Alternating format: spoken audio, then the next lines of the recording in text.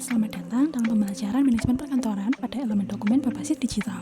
Setelah mengetahui dan memahami pengertian dokumen, kita juga harus mengetahui dan memahami jenis-jenis dokumen. Yang pertama, menurut pemakaiannya, dokumen dibedakan menjadi 4, yaitu dokumen pribadi yang menyangkut kepentingan perorangan seperti KTP, SIM, akte kelahiran, dan ijazah. Yang kedua yaitu dokumen niaga, merupakan dokumen yang berkaitan dengan transaksi bisnis seperti SIUP, kwitansi, surat perjanjian jual beli, dan yang berkaitan dengan kegiatan bisnis.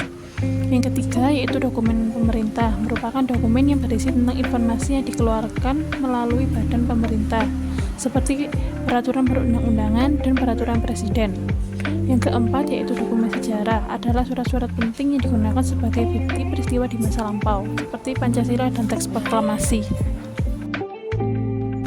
Yang kedua, menurut nilai kegunaannya dibedakan menjadi 4, yaitu nilai penerangan, adalah dokumen yang merupakan surat-surat berharga yang digunakan sebagai alat pembuktian kepada masyarakat. Nilai perdagangan merupakan surat-surat berharga yang dipakai sebagai pembuktian dalam transaksi perdagangan. Nilai yuridis merupakan surat-surat berharga yang dapat digunakan sebagai alat bukti secara hukum di muka pengadilan. Nilai historis merupakan surat-surat berharga yang dapat dijadikan alat bukti peristiwa penting di masa lalu. Selanjutnya, menurut sumbernya, dokumen dibedakan menjadi 4, yaitu dokumen pemerintah, dokumen yang bersumber dari pemerintah, lalu dokumen swasta, dokumen yang dikeluarkan oleh instansi swasta, dokumen kontrak, dokumen yang berkaitan dengan kerjasama dan kontrak dagang, lalu dokumen aktivasi lembaga bersurat kabaran dan penerbitan, adalah dokumen yang dikeluarkan oleh lembaga atau organisasi dan perseorangan untuk tujuan penerbitan. Jenis dokumen yang keempat menurut fungsinya dibedakan menjadi 2, yaitu dokumen dinamis dan dokumen statis. Dokumen dinamis adalah dokumen yang dapat dipakai secara langsung dalam proses penyelesaian pekerjaan kantor.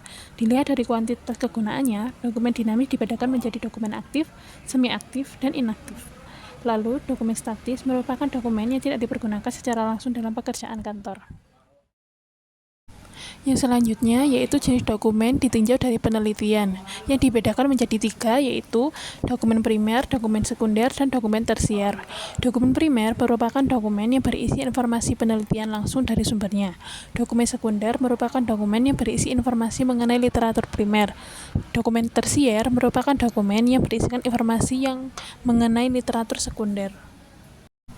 Jenis dokumen yang keenam menurut bentuk fisiknya dibedakan menjadi 3, yaitu dokumen literal, dokumen korporal, dan dokumen privat.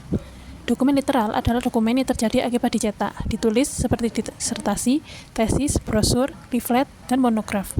Sedangkan dokumen korporal adalah dokumen yang berwujud benda sejarah seperti benda peninggalan bersejarah, benda-benda seni, dan benda kuno. Lalu yang terakhir yaitu dokumen privat, adalah dokumen yang berwujud surat menyurat atau arsip seperti dokumen sejarah, dokumen niaga, dan dokumen pribadi.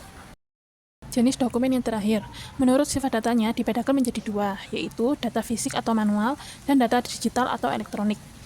Data fisik atau manual adalah dokumen yang berupa kertas, gambar, surat, patung, dan lain-lain. Data digital atau elektronik merupakan dokumen atau file berupa data komputer atau hasil scanning dari file data fisik. Baiklah, cukup di sini pembelajaran pada materi jenis dokumen. Terima kasih dan sampai jumpa.